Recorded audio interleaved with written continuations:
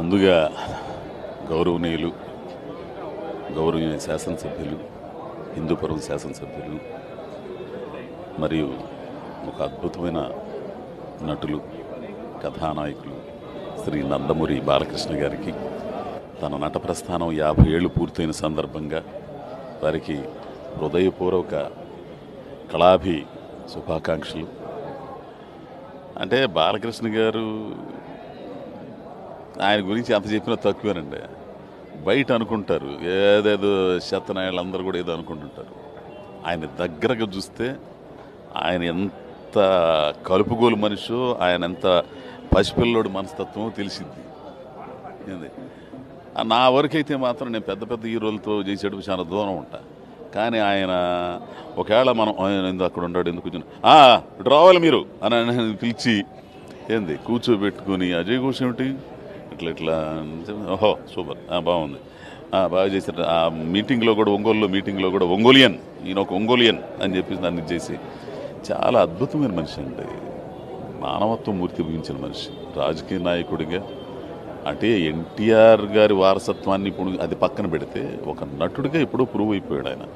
Plus మళ్ళా వైద్యపరంగా cancer institute, Basavatarakam గారి క్యాన్సర్ ఇన్స్టిట్యూట్ అధినేతగా సామాజిక సేవలు తెలియకుండా ఎన్నో చేస్తారండి ఆయన.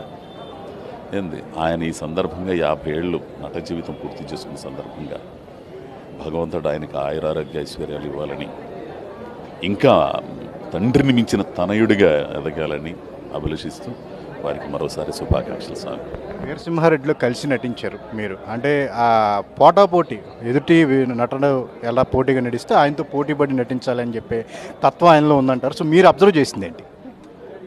ఎంత గొప్ప మనిషి అంటే షార్ట్ గ్యాప్లో ఆయన ఎన్నో చెబుతుంటాడు. పురాణాల గురించి, శ్లోకాల గురించి, ఉపనిషత్తుల గురించి, వాళ్ళ నాన్నగారి గౌరవనీయ ఎన్టీఆర్ గారి ఆ అనుభవాల గురించి ఎన్నో చెబుతుంటే మనం ఆ ట్రాన్స్లోకి వెళ్ళిపోతాం. షార్ట్ అనగానే మళ్ళా మనం ఏ పొజిషన్లో ఉన్నామో, ఎంత దూరంలో ఉన్నామో, ఎట్లా ఉండామో టప్ప అందరికీ చెప్పేస్తాడండి. అంత మెమరీ, అంత జ్ఞానం గల ఆయన అసలు నిజంగా గ్రేట్ అండి. అసలు ఆ మనిషితో పనిచేయడం అనేది, మనం ఒక డైలాగ్ మర్చిపోగలం, తర్వాత నెక్స్ట్ పొజిషన్కి రాగలం. వాడు అసిస్టెంట్ డైరెక్టర్ వచ్చేసి ఆ ట్యాప్ ఓపెన్ చేసి సార్ ఈ చెయ్యి ఇట్లా ఉంది, కండవ ఇట్లా ఉంది అని చూపించాలి.